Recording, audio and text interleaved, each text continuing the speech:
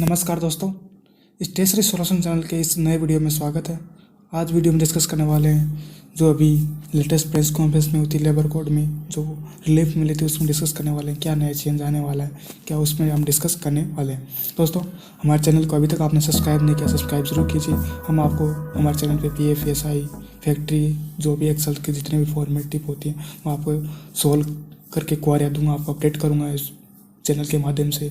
और आप हमारे लेटेस्ट नोटिफिकेशन के लिए आप हमारे टेलीग्राम को ज्वाइन कर सकते हो, जहाँ पे मैं लेटेस्ट अपडेट नोटिफिकेशन जो भी गाइडलाइंस आती है वो आपको टेलीग्राम चैनल पे अपडेट करता हूँ। तो मैं चलिए आज का वीडियो में जो कवर करने वाले मैं आपको बताता हूँ लेबर कोड के जो भी बेनिफिट हैं। तो इसमें हम पहले डिस्कस करेंगे labour code benefit for workers, जो 14 मई 2020 को हमारे फाइनेंस मिनिस्टर ने को प्रेस कॉन्फ्रेंस घोषणा की थी कि क्या क्या चेंजेस होने, तो हम वो थोड़े से कवर करेंगे जो इम्पोर्टेंट है उनके बारे में हम कवर करने वाले हैं। तो दोस्तों, आप इस वीडियो तो पूरा देखें। और ये आप अगर आप एक एम्प्लॉय हैं या प्राइवेट एम्प्लॉय हैं तो आपके लिए बहुत इंपॉर्टेंट है, क्योंकि इसमें बहुत सारे चेंजेस होने वाले हैं जो आपको जागरूक रहना है और आपको कुछ सीखना है, जिससे आप अपने आप को जागरूक रखो तो आप अपने अवेयर रह सको। तो ये आपके लिए इंपॉर्टेंट है पॉइंट्स है दोस्तों। फिर हमारा पहला नेक्स्ट पॉइंट है मिनिमम वेजेस के रिगार्डिंग कुछ चेंजेस हुए हैं। पहला है कि universalisation of right of minimum wages and timely payment of wages to all worker including unorganised workers. Presently minimum wages applicable to only 30% of workers.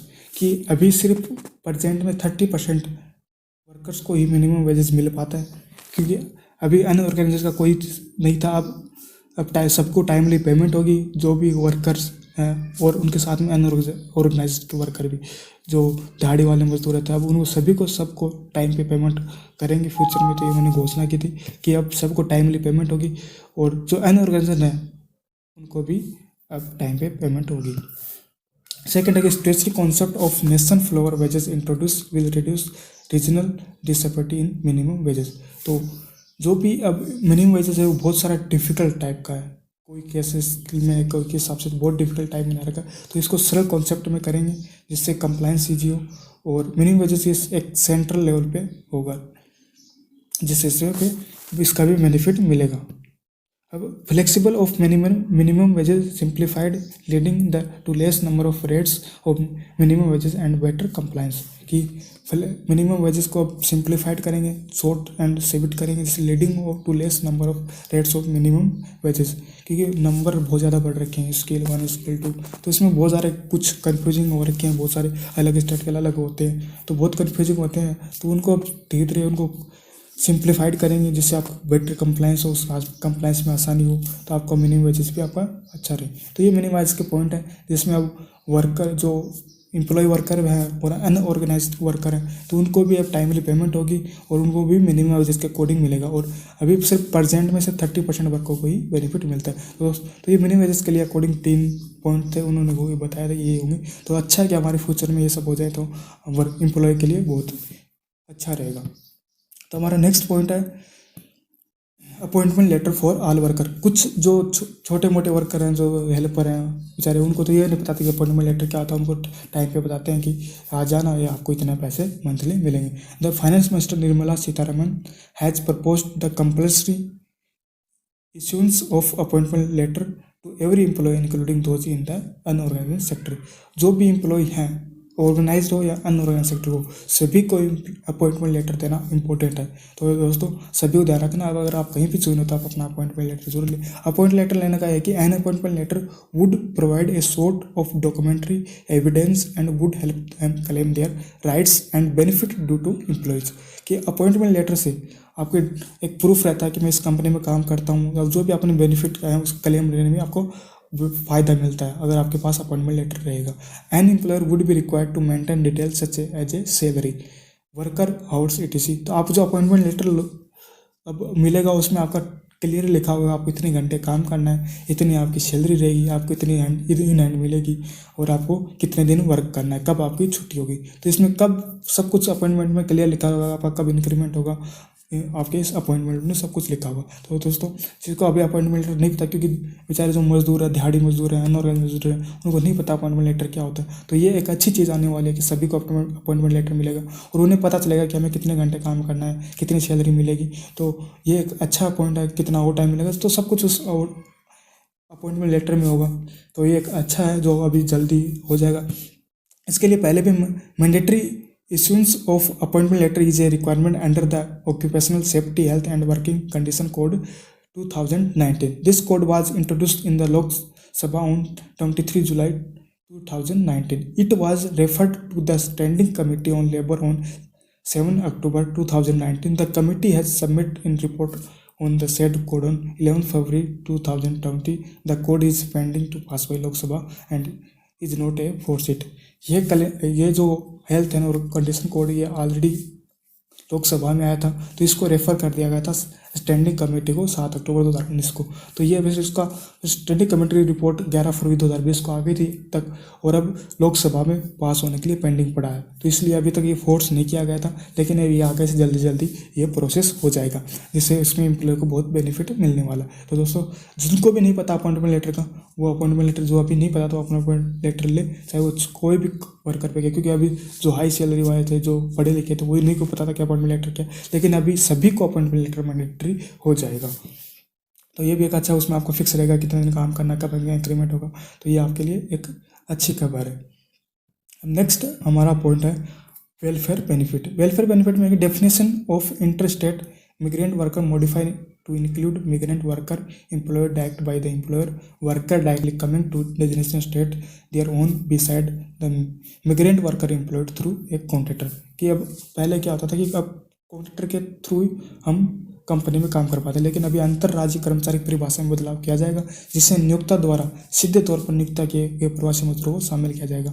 अब आपको डायरेक्ट कंपनी में काम करने को मिलेगा, कॉन्ट्रैक्टर बेस पे आपको नहीं मिलेगा। तो ये भी एक अच्छा है, क्योंकि बेस में कॉन्ट्रैक्टर बीच में कुछ खा जाते थे, कुछ उनको नहीं मिल पाता था, बहुत परेशान होती थी। तो इसलिए एक डायरेक्ट उन्होंने डिसीजन लिया कि अब डायरेक्ट कंपनी में आपको नौकरी मिलेगी, कॉन्ट्रैक्टर बेस वाला कम करेंगे। अब सेकेंड है कि portability of welfare fund for migrant worker, कि इसके अलावा आवासीय मजदूरों के लिए भी वेलफेयर बेनिफिट्स की पोर्टेबिलिटी होगी। जैसे इसमें अभी हम कहीं हरियाणा में काम कर रहे हैं, तो सबका वेलफेयर फंड अलग तरीके से अलग अलग बेनिफिट होते हैं। तो उसमें जो जिस स्टेट में काम करता है, जो स्टेट का होता है, उससे ज़्यादा बेनिफिट मिलता है। तो ये इसमें भी चेंज करने वाले हैं, जिस स्टेट के सभी को समान वेलफेयर बेनिफिट मिले। तो ये भी एक अच्छा वेलफेयर बेनिफिट, तो इसमें वर्कर के लिए भी अच्छा किया गया। ये जल्दी जल्दी हो जाए तो हमारे लिए बहुत बेनिफिट होने वाले हैं। Extension of ESIC coverage. Extension of ESIC coverage pan India to all district and all establishment employs 10 or more employees as against those in notified district areas only। अभी फिलहाल कुछ डिस्ट्रिक्ट में नहीं है, अभी ये ESIC कवरेज पूरे pan India में किया जाएगा। सभी डिस्ट्रिक्ट और सभी एस्टेब्लिशमेंट में जिसमें 10 और 10 से ज़्यादा एम्प्लॉई हैं, उनको सभी को अब ESIC में कवरेज किया जाएगा, क्योंकि इसमें सभी को हेल्थ बेनिफिट के लिए ये किया गया है। ESIC कवरेज को भी पूरे भारत में विस्तार किया जाएगा, जिसमें सभी जिले और संस्थाएं जिनके 10 या उससे ज़्यादा कर्मचारी हैं, वो इसमें शामिल होंगे। Extension of ESIC coverage to employees working in the establishment with less than 10 employees on voluntary basis. तो आपको अब ESIC पहले वॉलंटरी पीरियड नहीं था कि आपको 10 हो तभी आपको ESIC कोड मिलेगा, लेकिन अब वॉलंटरी बेसिस पे क्या है, आपके पास 10 से भी एम्प्लॉय कम है तो आप ESIC कोड ले सकते हो। तो ये भी एक अच्छा चेंजेस है। फिर mandatory ESIC coverage through notification by central government by employees in hazardous industry with less than 10 employees. जो खतरनाक इंडस्ट्री में काम करते हैं, जहाँ पे ज़्यादा खतरा होता है, तो वहाँ पे आपको ESIC कोड लेना मैंडेटरी है। 10 से भी एम्प्लॉय को तो उनको आपको लेना मैंडेटरी है। जो कोई भी माइंस हो, जो डेंजरस एरिया में जिसमें काम करते हैं, जहाँ पे ज़्यादा खतरा हो काम करने का, वहाँ पे आपको ESIC 10 से कम एम्प्लॉय तो भी आपको ESIC कोड लेना पड़ेगा।